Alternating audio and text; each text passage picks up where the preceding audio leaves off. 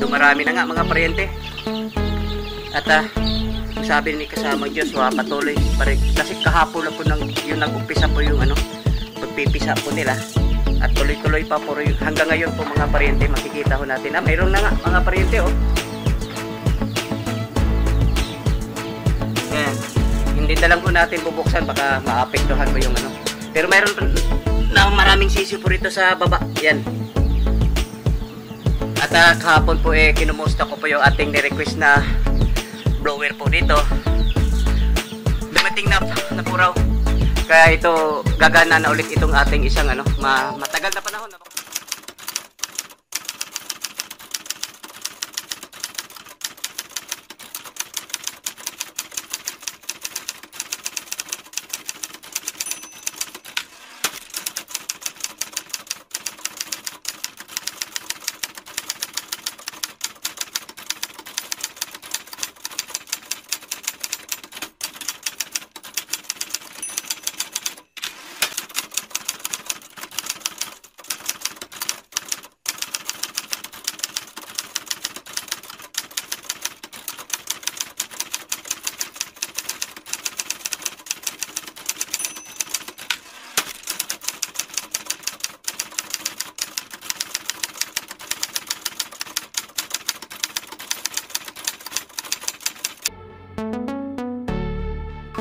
Ayan mga paryente, isang mainit na umaga. Time check, alas 7.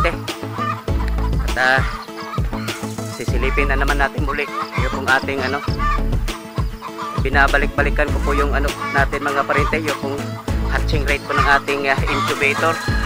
Pati na rin po yung ating yung pong ating asola. Yan ay monitor ko lagi. Kasi minsan yun na nga napansin natin na mga ilang linggo na hindi nabawasan yung ating asola.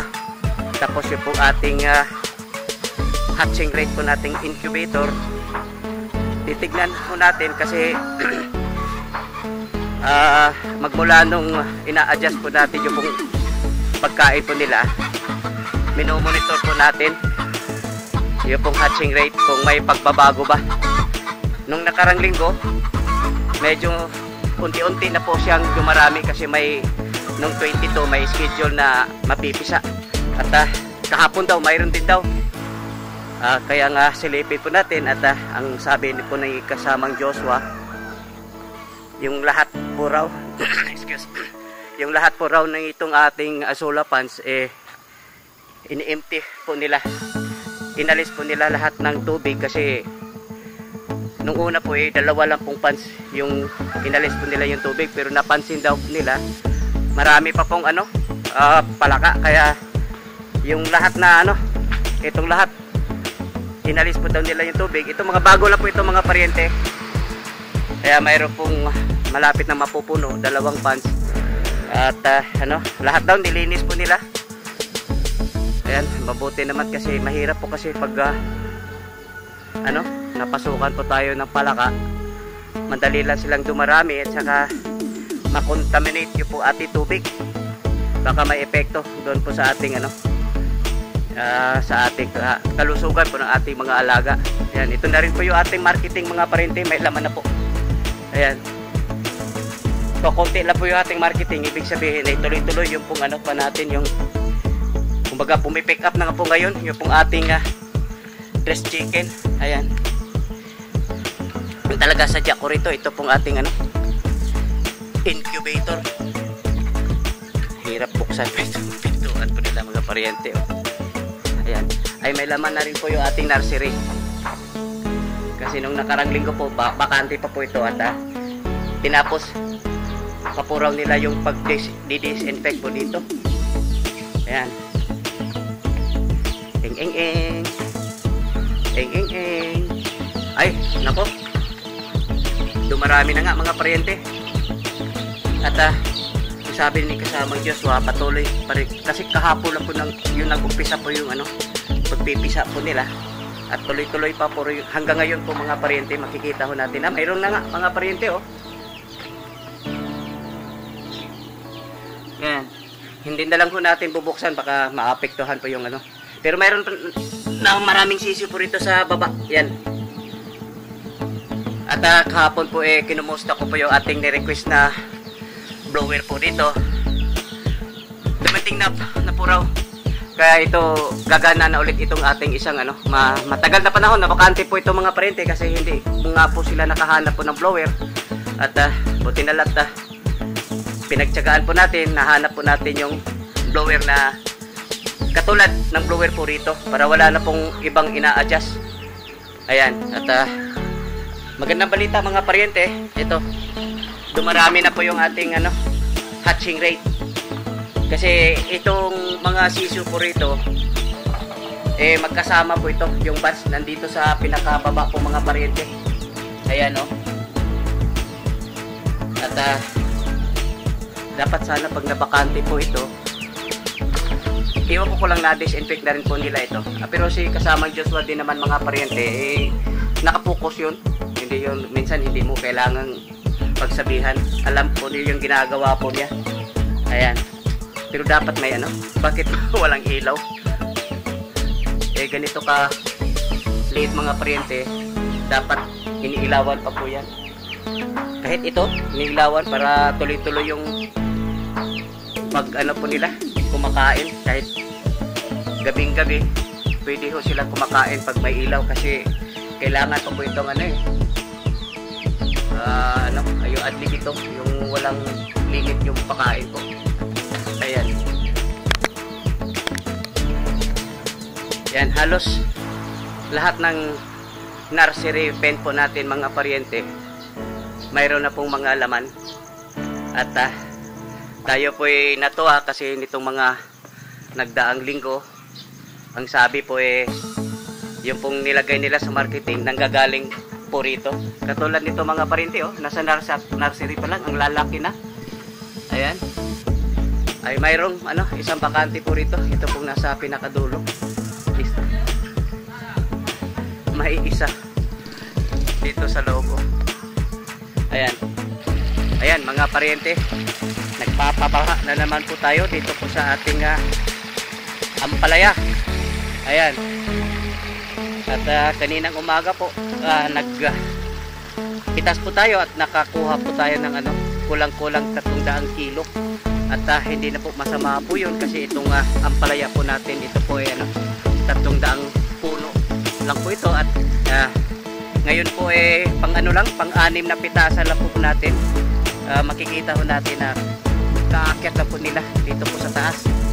Kaya sa tingin ko po nitong na mga darating na araw po yung pong 400 kayang-kaya po nito, makukuha po natin. Ayan. At ito nga ating ampalaya, nangangailangan po ito ng tubig kasi umuulan man daw rito, kaso lang para siyang umaambon lang po daw mga paryente. At itong estado po ng ating ampalaya po ngayon kabubuylo lang po niya ng pamunga, kaya mas lalo po niyan kailangan po yung tubig. At ito yung tubig na ginamit po natin, hindi lang po tubig ito mga paryente, ito po pataba na rin. Ayan. Ayan mga paryente, hindi lang po ito pong ampalaya, pinapadaluyan po natin ng yung ating tubig lagon. Dog, palihog ko, imanumanon lang na diha, dog. Okay, pan. Pati na rin po itong ating talong po rito mga paryente. At ito po yung dinadaluyan po ng ating tubig lagon.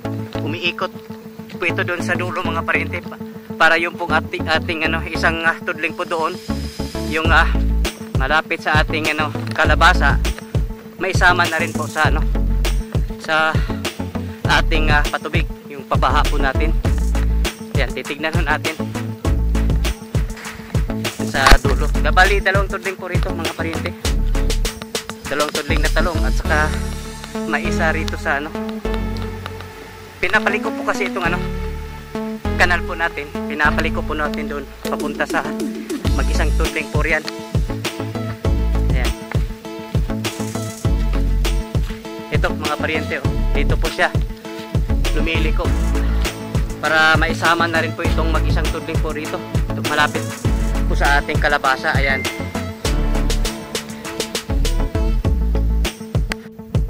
Ayan mga paryente, sabay-sabay po natin pinapadaluyan po ng tubig lagon. Ito po ating kamatis, at saka doon sa kabila yung pong ating ampalaya. Pero magkaiba po itong bomba ginagamit po natin mga paryente. Ito po yung pong ating submersible na Didus. Yan, medyo maliit po na yung kaunti po ito mga paryente. Hindi tulad po itong isa doon sa ampalaya. Pag malakasan po natin yun, agricultural pump. Tuyong-tuyo na po siya mga paryente. Kaya kailangan talagang mapapadaluyan po ito ng tubig. At dito po sa ating tubig, ikasama na po rito yung ating abono. Ayan, ito na nga po yung kalagayan po ng ating kamatis mga paryente. Nag-umpisa na po siyang mamulaklak mga paryente. Kaya hindi na magtatagal po ito. Mayroon na naman po tayong mapipitas na kamatis. Ayan, sana hindi po tayo matamaan po ng sakit. Katulad po nung nasundan po nito. Sana ito po tuloy-tuloy na po. Ayan. Ayan mga paryente, update po tayo dito po sa ating siling panigang. Ayan, at kasalukuyan po ngayon po dinidiligan. Mano-mano po yung pagdidilig po rito. Kasi nga yung pong kama po nito mga paryente, napakataas. Mahirap habulin pag nagpapadaloy po tayo ng tubig lagon. Mataas po kasi yung disenyo po kasing flat po dito mga paryente. Ito po yung nakadesenyo doon po sa ating drip irrigation. Ngayon hindi na ho tayo gumagamit po ng drip. Kasi yung pong ating pagpadaloy po ng tubig lagon kasama na po yung po ron, yung pong abono. Yan, mano-mano pong dinidiligan po ito ng isang kasamahan po natin kasi napakainit ng panahon mga paryente. At ito naman po hindi nga po pwede papadaluyan po ng tubig lagon kasi nga mataas po yung flat po niya. Ayan, at maganda, ang ganda pa naman ng presyo po ng ngayon mga paryente. Ito pong siling panigang, napakataas yung po presyo po nito. Ayan. Ayan mga paryente, kahapon po yung tatlong crops po natin pinapadaluyan po natin ng tubig lagon. At ngayon namang umaga po baka magtampo po itong ating papaya, at saka ito yung ating kalamansi. Yan po, pinapadaluyan na rin po natin. Ang kagandahan po nito mga paryente kasi dito lang po nagpapadaloy dito po sa ating irrigation canal, dito po sa gilid. Tapos pusan na rin po siyang dahil sa lakas po ng tubig mga paryente, sabay-sabay din po silang pumapasok po dyan sa loob po ng ating hindi na lang po tayo lalapit mga paryente. Malakas po yung matalsikan po tayo. Ayan, at ganda pa naman ang ating mga paryente. Ito po ating papaya. Nag-umpisa na po tayong mag po rito, agpitas. Yung iba may bawas na mga paryente, at ang lalaki pa naman kaya maaari na pong isakripisyo yung pong ating papaya, yung nasundan po nito kasi nakapag-umpisa na po tayong mayroon na pong kahapon po dito po yung ating walk-in, nakapakuha po siya ng mga manubalang na papaya. Malawak-lawak po kasi itong papaya mga paryente, hanggang doon po ito hindi nga ako napunta po roon, dito lang po sa tabi. At yung nga pong ating kalamansi mga paryente, makikita ho natin yung pong kalamansi po rito, at saka yung sa tapat po niya, yung nandoon. Kasi nandoon mga paryente, medyo hindi ho kasi yung laging napapadaluyan. Kaya medyo naninilaw po yun, at maraming nahihinog mga paryente. Yung dati pa yan sa yung tuloy-tuloy yung init. At ngayon po ito na naman po yung pinapadaluyan po natin.